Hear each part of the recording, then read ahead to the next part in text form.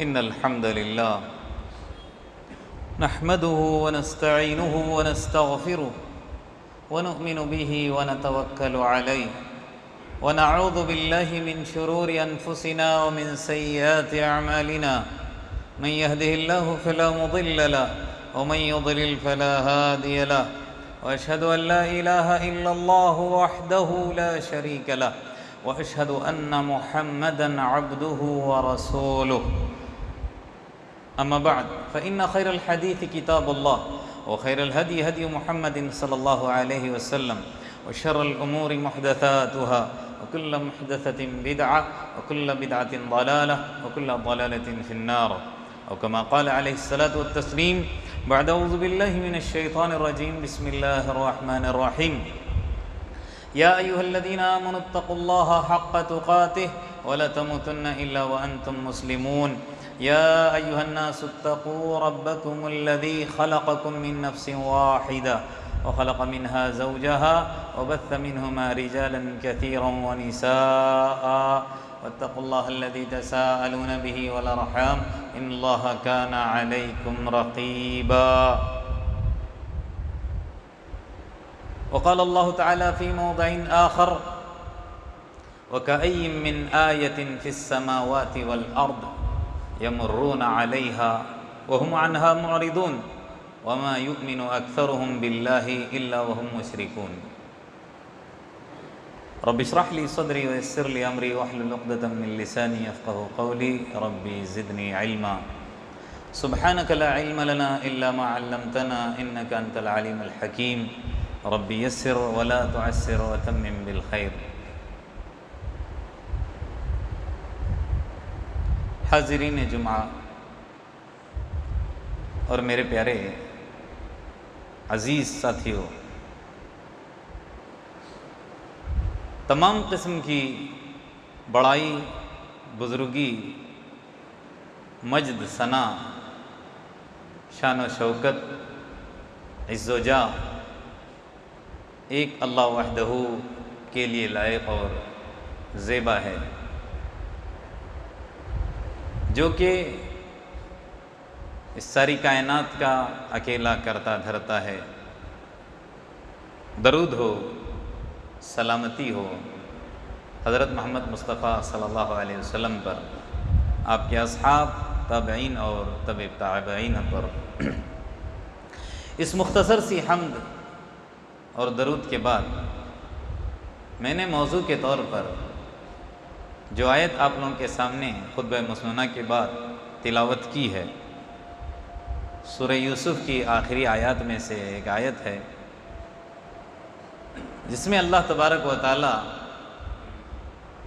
نام نہاد مسلمان ان کا نقشہ اس آیت کریمہ کے اندر کھینچ رہا ہے، جو کہتے تو ہیں کہ ہم مسلمان ہیں، لیکن ان کے اسلام کے اندر، ان کے ایمان کے اندر شرک کی آمیزش یا ملاوٹ ہوتی ہے۔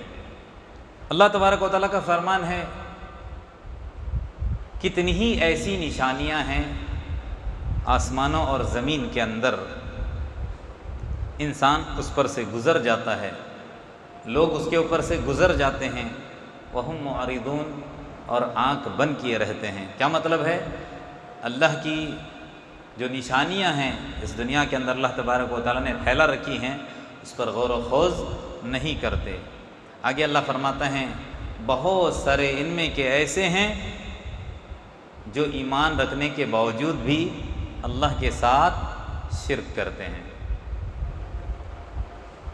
تمام مفسرین کا اس آیت کے تعلق سے اتفاق ہے کہ اللہ تبارک و تعالیٰ نے اس آیت کریمہ کو کفار مکہ کے لیے نازل کیا۔ کفار مکہ کس قدر ہٹ درم تھے میں اور آپ سب جانتے ہیں، لیکن اللہ کے ساتھ شرک کرنے کے باوجود وہ مومن بھی تھے۔ کس اعتبار سے؟ ہم سبھی جانتے ہیں کہ کافر ہونے کے باوجود، مشرک ہونے کے باوجود وہ کعبۃ اللہ کا کیا کرتے تھے؟ حج کیا کرتے تھے۔ سب سے پہلے یہ سمجھتے چلیں کہ توحید کی کتنی قسمیں ہیں؟ 3 قسمیں ہیں، توحید ربوبیت، توحید الوہیت اور توحید اسماء و صفات۔ اب یہ جو مشرکین مکہ ہیں اللہ کی ربوبیت کا کیا کرنے والے تھے؟ یہ اقرار کرنے والے تھے، اس اعتبار سے مومن ہیں، لیکن کس اعتبار سے یہ مشرک ہیں؟ اللہ کو الہ ماننے کے اعتبار سے۔ جب اللہ کی عبادت کا معاملہ آتا تو اللہ کی عبادت کرتے، ساتھ میں اوروں کو شریک کرتے تھے، سفارشی ٹھہراتے تھے، اللہ کے ساتھ اوروں کو ملاتے تھے، چاہے بت کو لے لیں، پیڑ پودوں کو لے لیں، نباتات جمادات کو لے لیں، یا کسی قسم کا، کیونکہ اس زمانے کے اندر بھی کئی قسم کے ان کے بت ہوا کرتے تھے۔ تو حج کے موقع پر ایک وہ کیا پڑھتے تھے؟ تلبیہ پڑھتے تھے، ہم بھی پڑھتے ہیں، لیکن ان کے تلبیہ اور ہمارے تلبیہ میں فرق صرف اتنا ہے، ہم کیا کہتے ہیں؟ لبیک اللہم لبیک لا شریک لک لبیک ان الحمد والنعمت لک والملک لا شریک لک کہتے ہیں، اور ان کا کلمہ کیا ہے؟ لبیک حاضر ہوں اے اللہ، لبیک اللہم کا مطلب اے اللہ میں حاضر ہوں تیرے دربار میں، لا شریک لک تیرا کوئی شریک نہیں ہے، لیکن آگے کیا فرماتے؟ الا شریک، ایک شریک ہے جس کی ہم کیا کرتے ہیں؟ پرستش کرتے ہیں، جس کی ہم پوجا کرتے ہیں، جس کے پیچھے ہم چلتے ہیں، اس کے بارے میں بھی ان کا کیا عقیدہ تھا؟ هو لک، اس پر بھی تیری حکومت ہے، تملک ما ملک، اس کا بھی مالک وہی ہے، اس کے ذریعے سے ہم کو جو کچھ ملتا ہے تو اس کے اوپر قادر ہے، پھر بھی ہم اے اللہ جہاں عبادت کا معاملہ آتا ہے تو ہم تیرے ساتھ اس کو ایک شریک ٹھہراتے ہیں۔ کہیں قرآن کے اندر اللہ تبارک و تعالیٰ ان کے بارے میں نقشہ کھینچتے ہوئے کیا فرماتا ہے؟ نا ما نعبدہم، اے اللہ ہم ان کی عبادت نہیں کرتے، الا مگر کیوں؟ لیقربونا الی اللہ زلفیٰ، تاکہ ان کے ذریعے سے ہم اللہ تک پہنچ جائیں۔ تو کیا ہے؟ یہ آیات بتلا رہی ہیں کہ یہ بھی اللہ تبارک و تعالیٰ کو ماننے والے تھے، اللہ کی ربوبیت کا اقرار کرنے والے تھے۔ جب ان سے سوال ہوتا کیا کہتے؟ اللہ خالقنا، اللہ مالکنا، اللہ رازقنا، اس کا انکار نہیں کرتے کہ اللہ ہمارا خالق، اللہ ہمارا مالک، اللہ ہمارا رازق۔ وہ کیسے؟ قرآن کی آیتیں دیکھیے، اللہ تبارک و تعالیٰ کہتا ہے جب ان سے آپ سوال کرو گے اے نبی محمد صلی اللہ علیہ وسلم، وَلَئِن سَأَلْتَهُمْ، اگر آپ ان سے سوال کرو گے من خلق السماوات والارض، آسمان اور زمینوں کو کس نے پیدا کیا، وسخر الشمس والقمر، سورج کو اور چاند کو کس نے مسخر کیا، لَيَقُولُنَّ اللَّهُ، تاکید کا جملہ ہے یہ، ضرور بھی ضرور کہیں گے کون؟ کفار، اللہ۔ کیا مطلب؟ آسمان پیدا کرنے والا اللہ، زمین پیدا کرنے والا اللہ، سورج چاند تمام جو ہمارے لیے مسخر کیا، یہ سب کس نے؟ اللہ۔ یہ ان کے کلمات ہیں، کن کے؟ جو کافر تھے، جو مشرک تھے، لیکن جہاں رب کے ماننے کے تعلق سے ان کا بھی عقیدہ ہمارا عقیدہ ایک جیسا ہے۔ مسئلہ کہاں پھنستا ہے؟ الہ ماننے کے سلسلے میں، اور آج بھی یہ خالی بدنام ہیں، ان سے کئی گنا آگے بڑھے ہوئے ہیں آج کل کے نام نہاد مسلمان، ایسے ایسے شرک کرتے ہیں۔ یہ تو تھوڑا بہت ان کے اندر ربوبیت کا معاملہ تھا، یہاں ربوبیت کے معاملے میں بھی پھسل چکے ہیں، جو اپنے آپ کو کیا کہتے ہیں؟ مسلمان کہتے ہیں۔ کہیں اللہ تبارک و تعالیٰ کہتا ہے انہی کے تعلق سے وَلَئِن سَأَلْتَهُمْ، اگر آپ ان سے سوال کرو گے من نزل من السماء ماء، آسمان سے پانی کس نے اتارا یا کون اتارتا ہے، فَأَحْيَا بِهِ الْأَرْضَ بَعْدَ مَوْتِهَا، مری ہوئی زمین کو پھر کون زندہ کرتا ہے؟ کیا مطلب مری ہوئی زمین؟ جب زمین بالکل کیا ہو جاتی ہے؟ بنجر بن جاتی ہے، کچھ گھاس اگانے کی طاقت نہیں رہتی، سوکھ جاتی ہے، جب آسمان سے پانی گرتا تو پھر تر و تازہ ہو جاتی ہے، گنجان ہو جاتی ہے، ہری بھری ہو جاتی ہے، لہلہا اٹھتی ہے۔ جب سوال کرو گے کیا کہیں گے؟ لَيَقُولُنَّ اللَّهُ، اللہ تبارک و تعالیٰ اس پر قادر ہے۔ آگے اللہ کیا کہتا ہے؟ وَمَا يُؤْمِنُ أَكْثَرُهُمْ إِلَّا بِاللَّهِ إِلَّا وَهُمْ مُشْرِكُونَ، یہ ایمان رکھتے ہوئے بھی اللہ کے ساتھ کیا کرتے ہیں؟ شرک ٹھہراتے ہیں۔ تو آج کل کے جو ہم اپنے آپ کو مسلمان کہنے والے، ان کے اندر ایمان ہے لیکن ساتھ میں شرک کی آمیزش ہے، شرک ملا ہوا ہے، کچھ شکلیں انشاءاللہ آج آپ لوگوں کے سامنے میں بیان کروں گا کہ وہ کون سی شکلیں ہیں جس کی وجہ سے ہمارے ایمان کے اندر ملاوٹ آ گئی ہے۔ انسان شرک کر بیٹھتا ہے، اپنے آپ کو مسلمان کہنے والا، اسلام کا دعویٰ کرنے والا، مومن کہنے والا، اس سے شرک کیسے ہوتا ہے؟ کچھ شکلیں دیکھیے۔ سب سے پہلی شکل، اللہ کے نیک بندوں سے محبت میں غلو کرنا۔ اللہ کے نیک بندوں سے محبت کرنے میں غلو کرنا۔ اللہ کے نیک بندوں سے محبت کرنے سے قرآن کے اندر منع نہیں کیا گیا۔ اللہ تبارک و تعالیٰ خود کہتا ہے، ابھی آپ لوگوں نے سورہ کہف پڑھا ہوگا، اس کے اندر ایک آیت پڑھتے ہیں، وَاصْبِرْ نَفْسَكَ مَعَ الَّذِينَ يَدْعُونَ رَبَّهُمْ بِالْغَدَاةِ وَالْعَشِيِّ۔ اے نبی، اللہ تبارک و تعالیٰ اپنے نبی سے مخاطب ہے، ایسے بندوں کے ساتھ اے نبی تو اپنے آپ کو بٹھائے رکھ، یا ایسے لوگوں کی صحبت میں بیٹھا کر جو صبح شام کیا کرتے ہیں؟ اللہ کی تسبیح بیان کرتے ہیں، یریدون وجہہ، صرف اللہ کی رضا چاہتے ہیں، اللہ کی خوشنودی چاہتے ہیں، ان کے پاس بیٹھ۔ کیا مطلب ہے؟ ان کی صحبت میں بیٹھنا، ان سے محبت کرنا یہ غلط بات نہیں ہے۔ شخصیت پسندی کی اسلام کے اندر اجازت ہے، شخصیت پرستی کی نہیں ہے۔ ہم کیا کرتے ہیں؟ اللہ کے نیک بندوں سے محبت کرنے میں قدم ایک آگے بڑھ جاتے ہیں، شخصیت پسندی سے ہٹ کر شخصیت پرستی میں آ جاتے ہیں، ایسی محبت کہ ہم اس کو الہ کا درجہ دے دیتے ہیں۔ اتنی محبت اتنے بڑے مطلب درجے پر اور رتبے پر اس کو پہنچا دیتے ہیں کہ اس کی کہی ہوئی بات صحیح، اس کی کہی ہوئی بات غلط۔ یہاں تک کہ ایسے لوگ اس دنیا کے اندر پائے جاتے ہیں، اپنے آپ کو مسلمان کہنے والے، اگر کسی کے معتقد بن جاتے ہیں تو اس کے سامنے جھکتے ہیں، اس کے سامنے سجدہ کرتے ہیں، اس کے ہاتھوں کو چومتے ہیں، اس کو دیکھے بغیر ان کا دن نہیں گزرتا۔ اس طرح کے عقیدہ رکھنے والے ہیں۔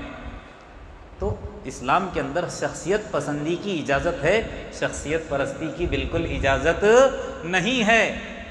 اللہ کے رسول صلی اللہ علیہ وسلم دنیا سے جا رہے ہیں، آخری وقت ہے، غشی طاری ہے، بے چینی ہے، اضطراب ہے، کرب کے عالم میں ہیں، کبھی اپنے چہرے کو چادر سے ڈھک رہے ہیں تو کبھی چادر اپنے چہرے پر سے ہٹا رہے ہیں، اور جو آخری جملہ اپنی زبان سے نکال رہے ہیں یا کہہ رہے ہیں یا مجھ کو اور آپ کو وصیت کرتے دنیا سے جا رہے ہیں، تو کیا ہے؟ لعنت اللہ، اللہ کی لعنت ہے، علی الیہود والنصارى، یہودیوں پر اور نصرانیوں پر، اتخذوا قبور انبیائہم مسجدا، کہ ان لوگوں نے اپنے کن کی؟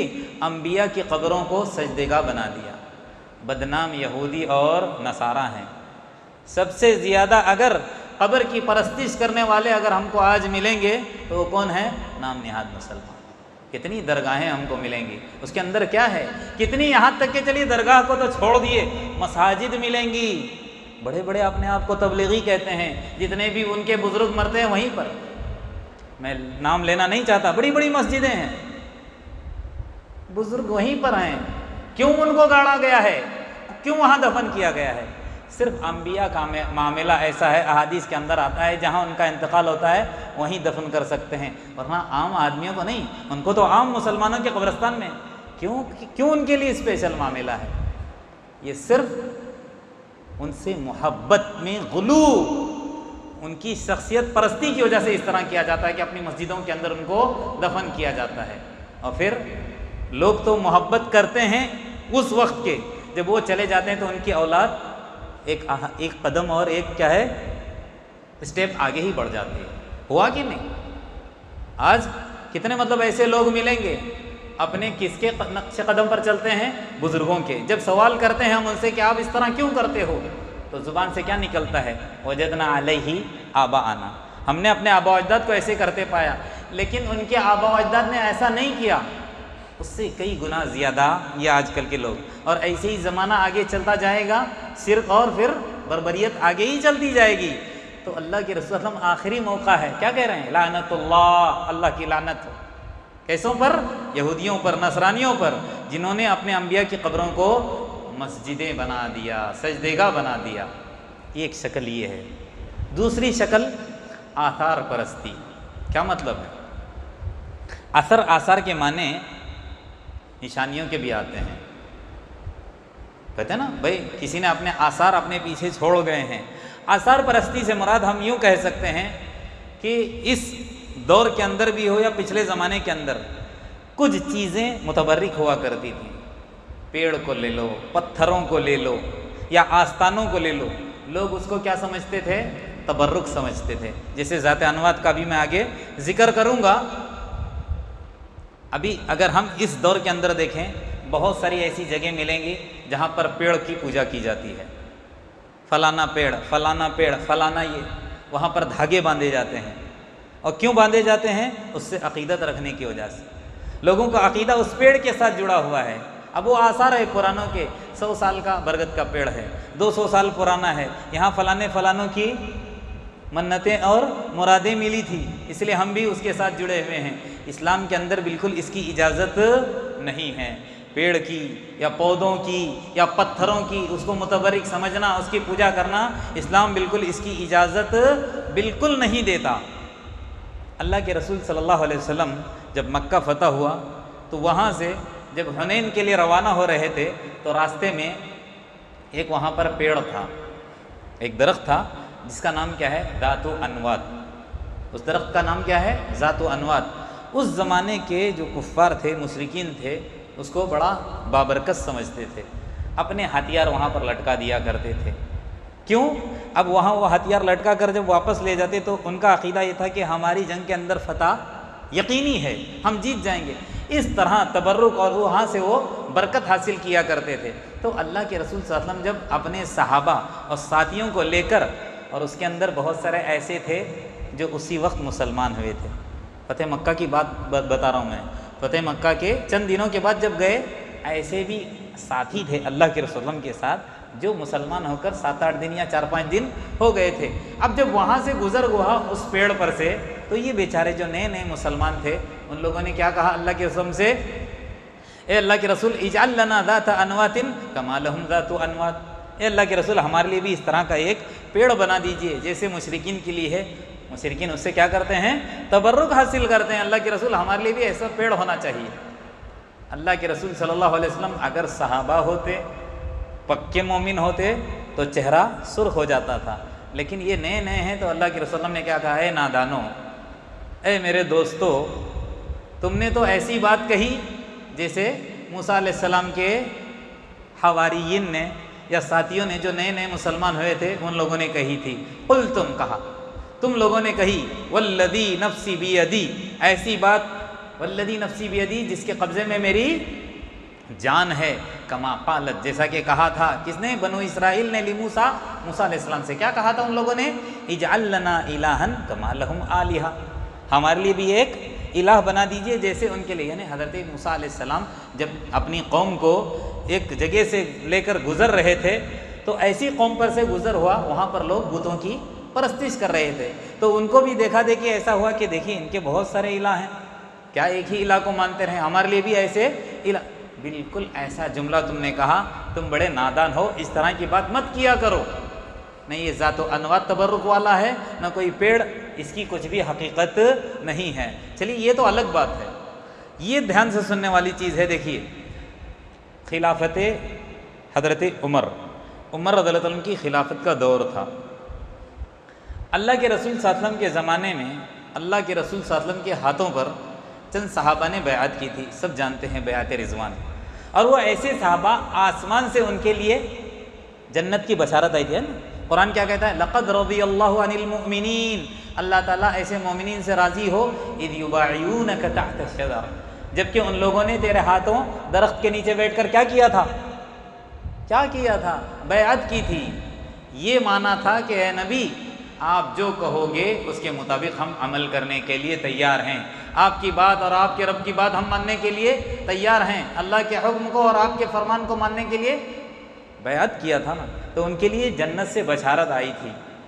تو حضرت عمر رضی اللہ عنہ کے زمانے میں ہوا یوں، اللہ کے رسول صلی اللہ علیہ وسلم کی بات جب زمانہ آگے بڑھتا گیا تو بہت سارے صحابہ جب اس پیڑ پر سے، یعنی جو حدیبیہ کا مقام تھا جہاں پر وہ پیڑ تھا جس کے نیچے صحابہ نے بیعت لی تھی، اب چند لوگ جب مکہ سے مدینہ جاتے، مدینہ سے مکہ آتے تو راستے میں وہ پیڑ پڑتا تھا، تو وہاں پر رک کر 2 رکعت ادا کر کے نکل جاتے تھے. کیوں؟ بڑی بابرکت جگہ سمجھ کر. حضرت عمر رضی اللہ عنہ نے فوراً اس کو بھانپ لیا. دیکھیے کیسے تھے اللہ کے رسول صلی اللہ علیہ وسلم کے ساتھی صحابی حضرت عمر رضی اللہ عنہ کس قدر فراست والے تھے. کیا بھانپ لیا؟ آج میں اپنی آنکھوں سے دیکھ رہا ہوں یہ لوگ کیا کر رہے ہیں, اس پیڑ پر سے گزرتے ہوئے 2 رکعت نماز. غلط نہیں ہے, لیکن جب یہ نکل جائیں گے اور ان کے بعد آنے والی نسل کیا کرے گی؟ نماز چھوڑ کر پوجا کرنے ہی لگ جائے گی. تو فوراً کیا حکم دیا اپنے ساتھیوں کو کہ اس پیڑ کو کہاں سے؟ جڑ سے اکھاڑ کر پھینک دو. اکھاڑ کر کے پھینک دیا. اس لیے آثار پرستی بالکل اسلام کے اندر نہیں ہے. کوئی پیڑ کوئی پتھر یہ کچھ بھی حقیقت اور حیثیت نہیں رکھتا. اچھا, تیسری شکل ستاروں کی پرستش. یہ بھی ذرا سمجھتے چلیں, اس کا بھی مطلب علم رکھنا ضروری ہے. الحمدللہ اللہ کا احسان ہے, ہم لوگ اس سے کوسوں دور ہیں, لیکن بہت سارے ایسے مسلمان ہیں جو ہمارے ہی مطلب بستی کے اندر یا ہمارے گاؤں کے اندر بھی ملیں گے. پیپر پڑھتے ہیں, اس کے اندر ایک باقاعدہ کالم رہتا ہے اسٹار کے بارے میں. اب اس میں لکھا رہتا ہے الف با جیم دال, اور وہ دن کے ساتھ مقرر ہے, یہ نام سے آنے والے ان کا یہ معاملہ ہونے والا ہے. اس کو اسٹار کے ساتھ وہ کیا کر دیتے ہیں؟ جوڑ دیتے ہیں.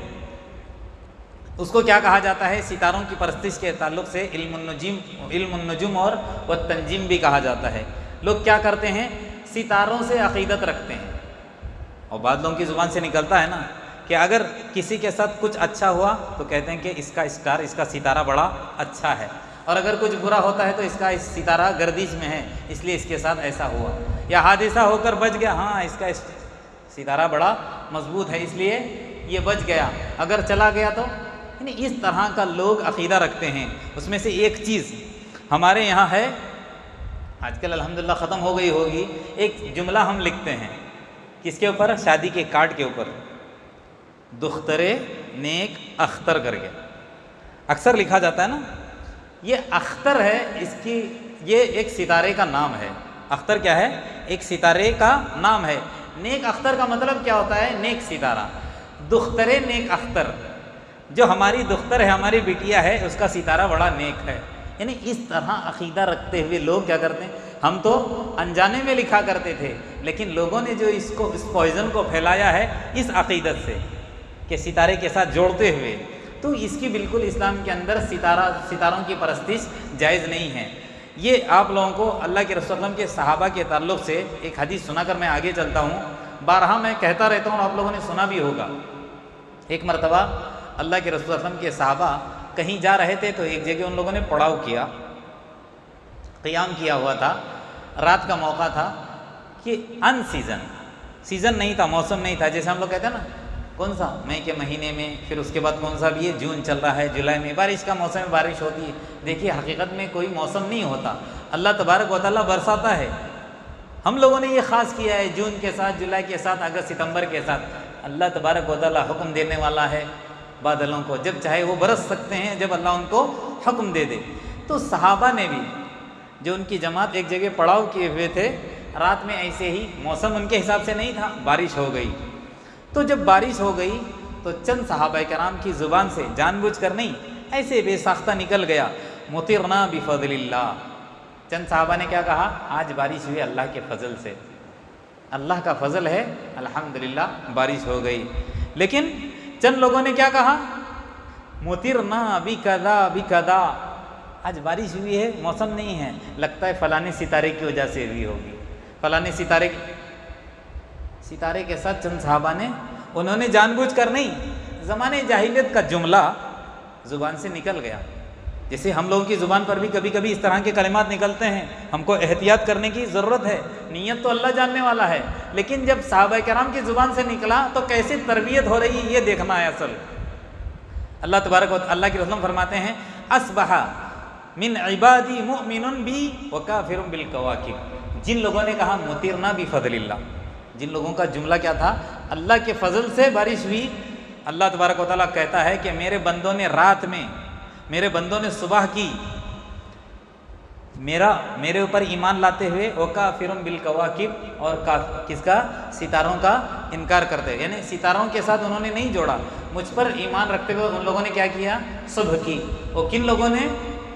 جن لوگوں نے کہا کہ اللہ کے فضل سے بارش ہوئی، اور جن لوگوں نے کہا کہ فلانے وجہ سے، ان کے تعلق سے اللہ کے رسول نے فرمایا کہ اللہ کا فرمان ہے وَأَصْبَحَ مِنْ عِبَادِي، میرے بندوں نے صبح کی کیا ہے مُؤْمِنٌ بِالْكَوَاكِبِ، ایمان کس کے اوپر رکھتے ہوئے؟ ستاروں کے اوپر رکھتے ہوئے، کافرون بھی، اور میرا انکار کرتے۔ خالی ایک یہ سینٹنس، یہ جملہ زبان سے نکل گیا، اللہ تبارک و تعالیٰ نے تربیت کروا دی، اللہ کے رسول اللہ کی زبانی کہلوا دیا کہ اس طرح کے جملے کبھی زبان سے مت نکالنا کہ فلانے اسٹار اور فلانے ستارے کی وجہ سے بارش ہوتی ہے نا، جب اللہ کا حکم ہوتا ہے تب جا کر بارش ہوتی ہے۔ یہ تیسری شکل ہے ایمان کے اندر شرک کی ملاوٹ کی۔ اچھا، چوتھی شکل کیا ہے؟ یہ عام خاص ہے، بدفعلی لینا، اور یہ بالکل ہے، ہماری کبھی زبانوں سے نکل جاتا ہے، اللہ ہماری حفاظت فرمائے۔ کیا ہوتا ہے؟ مثال کے طور پر ہم نکل گئے کہیں بھٹکل کے لیے نکل گئے یا 1 آور کے لیے اپنے کام کے لیے، جب گاڑی لے کر باہر نکلے تھوڑی دور گئے تھے کہ سامنے سے کالی بلی گزر گئی، تو کیا کہتے ہیں؟ کالی بلی نے راستہ کاٹ دیا، نعوذ باللہ، کتنی خراب بات۔ یہ اس طرح کالی بلی سے عقیدت رکھنا یا کتے کے چلانے کی وجہ سے اس طرح کا عقیدہ رکھنا، یہ سب غلط ہے۔ بدفعلی کے تعلق سے آتا ہے الطیرہ، شرک، بدفعلی لینا شرک ہے، اسلام کے اندر بالکل اس کی اجازت نہیں ہے۔ کسی بلی کے گزرنے سے، کسی کتے کے چلانے سے یا کسی الو کے بولنے سے، آواز نکالنے سے کچھ بھی ہمارا بگڑنے والا اور بننے والا نہیں ہے۔ اللہ کیا فرماتا ہے؟ وَإِن يَمْسَسْكَ اللَّهُ بِضُرٍّ فَلَا كَاشِفَ لَهُ إِلَّا هُوَ، اگر اللہ تبارک و تعالیٰ آپ کو نقصان پہنچانا چاہے، وَإِن يَمْسَسْكَ اللَّهُ بِضُرٍّ فَلَا كَاشِفَ لَهُ إِلَّا هُوَ، اللہ کے علاوہ اس نقصان سے کوئی بچانے والا نہیں ہے۔ آگے فرمانا وَإِن يُرِدْكَ بِخَيْرٍ فَلَا رَادَّ لِفَضْلِهِ، اور اللہ تبارک و تعالیٰ آپ کے ساتھ بھلائی کرنے کا ارادہ کرتا ہے، اللہ آپ کے ساتھ بھلائی کا معاملہ کرنا چاہتا ہے تو پھر کسی کی مجال نہیں کہ آپ کا کچھ برا کرے۔ ساری دنیا مل کر بھی آپ کو مارنا چاہے اور اللہ آپ کو بچانا چاہے، مار نہیں سکتی، چاہے جیسا بھی آپ کو پوائزن دے دیں، لیکن آپ کی جان اسی وقت نکلے گی جب اللہ کا حکم ہوگا۔ کیوں؟ اللہ فرماتا ہے وَإِن يُرِدْكَ بِخَيْرٍ فَلَا رَادَّ لِفَضْلِهِ۔ ایسے ہی پانچویں شکل بہت ہی گھنونی ہے اور یہ ہمارے معاشرے کے اندر رائج ہے، وہ کیا ہے؟ تعویذ اور گنڈوں کی۔ جس کو دیکھو گلے کے اندر، کیش کے اندر، پھر اس کے بعد ہاتھوں کے اندر، کمر کے اندر، نہ جانے پوری دیواروں کے اندر الگ الگ شکلوں میں، کہیں بوتلیں لٹکی ہوئی رہتی ہیں تو کہیں ناریل لٹکے ہوئے رہتے ہیں تو کہیں کپڑے لگے ہوئے رہتے ہیں۔ یہ جتنی بھی شکلیں ہیں تعویذ کی، یہ سب کے سب کیا ہیں؟ جو لٹکانے والی ہیں، شرک ہیں، اسلام کے اندر اس کی اجازت نہیں ہے۔ من علق تمیمۃ فقد اشرک، جس نے تعویذ کو لٹکا دیا اس نے شرک کر دیا۔ تعویذ کی 3 قسمیں ہیں، سرسری بتا رہا ہوں، وقت بہت ہو رہا ہے۔ تعویذ کی 3 قسموں میں سے پہلی قسم تحریری ہوتی ہے، لکھ کر دیتے ہیں، لوگ لکھ کر دیتے ہیں۔ اچھا، مثال کے طور پر ہم کو تعویذ کے اندر قرآن لکھ کر دے دیا، کیا ہم اس کو لٹکا سکتے ہیں؟ نہ، یہ بھی ناجائز ہے، حرام ہے اسلام کے اندر۔ شرک تو میں نہیں کہتا، لیکن اجازت اسلام کے اندر اس کی نہیں ہے۔ آپ قرآن لگا کر بھی اس سے گلے کے اندر قرآن لکھا ہوا لٹکا کر گھوم رہے ہو اور اس سے عقیدت رکھ رہے ہو کہ اس آیت کے لٹکانے کی وجہ سے میں محفوظ ہوں، آیت الکرسی پڑھنے کی وجہ سے اللہ آپ کو بچائے گا، لیکن لٹکانے سے نہیں۔ یاد رکھ لیجئے، لٹکانے کی اجازت بالکل نہیں ہے، جائز نہیں ہے۔ یہ تو قرآن کے تعلق سے کہا، لیکن اگر اس کے اندر کسی نے کچھ گنتیاں لکھ دی، اکھڑے لکھ دے، یعنی اور جو کچھ بھی گندے جو کلمات ہوتے ہیں اس طرح کے، تب تو وہ شرک میں ہی چلا جائے گا، بالکل اسلام اس کی اجازت نہیں دیتا۔ دوسری شکل دھاگوں کی ہوتی ہے، دھاگے لٹکاتے ہیں، دھاگے باندھتے ہیں، یہ بھی بالکل اجازت نہیں ہے۔ تیسری پتھر والی، دھاگے آپ لوگ نہیں باندھتے لیکن پتھر کا معاملہ سمجھانا ضروری ہے۔ پتھر کو بڑا لوگ کیا کر سمجھتے ہیں؟ بابرکت سمجھتے ہیں۔ اب پتھر میں نے ابھی بتا دیا ذات انوات میں، وہ پتھر نہیں ہیں، چھوٹے چھوٹے پتھر۔ ہم کسی عاملوں کے پاس جاتے ہیں، لے کے آتے ہیں کالا پتھر، گرین پتھر، سفید پتھر، اس کو گلے میں نہیں لٹکاتے، انگوٹھی میں لگاتے ہیں۔ اب بڑا بابرکت، یہ جب سے میں پہنتا ہوں یہ انگوٹھی، یہ جو اسٹون ہے بڑا ہی لکی ہے، جب سے میں نے اس کو لیا ہے فلانے حکیم کے پاس جا کر، تب سے میری زندگی بدل گئی، 1 سے 10 دکانیں میری بن گئی، 4 بنگلے بن گئے۔ اس طرح کا لوگ عقیدہ رکھتے ہیں کہ اس سے، وہ منکوں سے، وہ پتھروں سے، یہ بھی کچھ بھی حقیقت نہیں رکھتے۔ اس طرح انگلیوں کے اندر انگوٹھی میں وہ پتھر بھی لگا کر اگر اس سے ہم عقیدت رکھتے ہیں، بالکل اسلام اس کی اجازت نہیں کی، یہ بھی ناجائز ہے، بلکہ حرام ہے، شرک ہے۔ اگر آپ ایسے ہی پہن رہے ہو، چاندی کی انگوٹھی پہننے کی اجازت ہے، قیمتی سے قیمتی آپ ہیرے، جواہرات یا موتی لٹکا دو. لیکن اگر عقیدہ آپ کا یہ ہے کہ اس پتھر کی وجہ سے میری زندگی بنے گی بگڑے گی، نہ، بگاڑنے والا بنانے والا اللہ ہے، حاجت روا مشکل کشا بگڑی بنانے والا کون ہے؟ اللہ تبارک و تعالیٰ. یہ ہمارا عقیدہ ہونا چاہیے. دیکھیے پتھر کی بات آ گئی تو حجر اسود کے تعلق سے بتانا ضروری ہے کہ نہیں؟ دنیا کے تمام پتھروں میں اگر کوئی پتھر ہے تو بابرکت وہ کون سا ہے؟ حجر اسود. اس کو چومنے کی اجازت ہے، بڑا برکت والا پتھر ہے. لیکن اس کے تعلق سے بھی کیا فرماتے ہیں؟ حضرت عمر رضی اللہ عنہ کے تعلق سے آتا ہے، جب حضرت عمر رضی اللہ عنہ چومنے کے لیے اس پتھر کے پاس گئے تو کیا کہا؟ واللہ، ان کا کلمہ ہے یہ، واللہ اللہ کی قسم، انی لأعلم انک حجر، اے حجر اسود میں جانتا ہوں کہ تو ایک ادنا سا پتھر ہے، لا تضر ولا تنفع، نہ تو نقصان دے سکتا ہے اور نہ ہی نفع دے سکتا ہے. فلولا انی رأیت رسول اللہ صلی اللہ علیہ وسلم یقبلک ما قبلت، اگر میں اللہ کے رسول صلی اللہ علیہ وسلم کو تجھے چومتا ہوا نہ دیکھتا کبھی بھی میں تجھے چومتا نہیں، اپنے ہونٹ کو تجھے لگاتا نہیں. یہ کون؟ حضرت عمر کس سے مخاطب ہیں؟ اس پتھر سے جو کہ بڑا بابرکت ہے، اس کو چومنے کی اجازت ہے. جب ایسے پتھر سے کچھ نہیں بنتا، یہ نفع نقصان نہیں دے سکتا، تو یہ من کے ہم کو کیا دے سکتے ہیں؟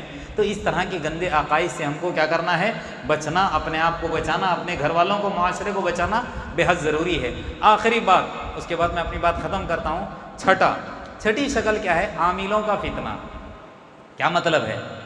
کاہن کی بات نہیں بتاتا ہوں، کاہن اور گڑبڑی کو آپ چھوڑ دیجئے. عاملین جو ہوتے ہیں، بڑے بڑے ملا، اپنے آپ کو مولوی کہنے والے، لیکن حقیقت میں وہ مولوی نہیں ہوتے ہیں، جادوگر ہوتے ہیں. ہمارا کوئی مسئلہ پھنستا ہے، ہم ان کے پاس جاتے ہیں، جاتے ہی سوال کیا کرتے ہیں؟ آپ کی اماں کا نام کیا ہے؟ آپ کی گھر والی کا نام کیا ہے؟ وہ کپڑا لے کے آؤ، وہ فلانا لے کے آؤ، بال لے کے آؤ.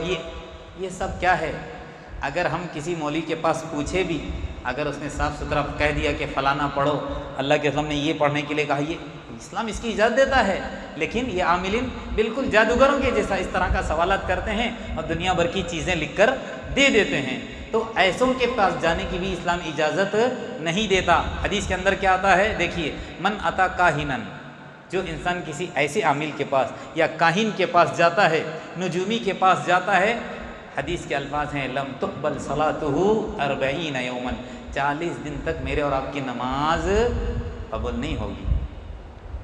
40 دن تک ہماری نماز ضائع ہو جائے گی. کب؟ ہم اگر خالی اس کے پاس چلے جائیں گے، کاہن کے پاس، اس عقیدے کو لے کر کہ ہم اس کے پاس جائیں گے، فلانی چیز دے گا تو ہمارا بھلا ہو جائے گا. ایک روایت کے اندر آتا ہے فصدقہ، وہاں اوپر جانے کے الفاظ، یہاں پر ہم کاہن کے پاس گئے اور اس کی تصدیق کرتے ہیں کہ ہاں فلانے زبردست عامل ہیں، ہم تصدیق کرتے ہیں. تو یہاں الفاظ دیکھیے، بیما یقول فقد کفر بما انزل محمد، تصدیق کرنا گویا کہ اللہ کے رسول صلی اللہ علیہ وسلم کی شریعت کا انکار کرنا ہے، محمد صلی اللہ علیہ وسلم پر نازل کی ہوئی شریعت کا انکار کرنا ہے. کیا ہے؟ اگر ہم کسی کاہن کی تصدیق کرتے ہیں. یہ چند باتیں تھیں ایمان کے اندر آمیزش شرک کی، یا ایمان کے اندر شرک کی ملاوٹ کے تعلق سے. اخیر میں اللہ تبارک و تعالیٰ سے دعا ہے کہ اللہ تبارک و تعالیٰ ہمارے ایمان کی حفاظت فرمائے، شرک سے اللہ تبارک و تعالیٰ ہم کو محفوظ رکھے. ان تمام فتنوں سے جو ہمارے سامنے باتیں آئیں، اللہ تبارک و تعالیٰ ان فتنوں سے میرے اور آپ کی حفاظت فرمائے. آمین. ربنا آتنا في الدنيا حسنة وفي الآخرة حسنة وقنا عذاب النار. ربنا ظلمنا أنفسنا وإن لم تغفر لنا وترحمنا لنكونن من الخاسرين. ربنا هب لنا من أزواجنا وذرياتنا قرة أعين واجعلنا للمتقين إماما. ربنا تقبل منا ما كان صالحا وأصلح لنا ما كان فاسدا. بارك الله لي ولكم في القرآن العظيم ونفعني وإياكم بما فيه من الآيات والذكر الحكيم. أقول قولي هذا فأستغفر الله لي ولكم ولسائر المسلمين من كل ذنب فاستغفروه إنه هو الغفور الرحيم.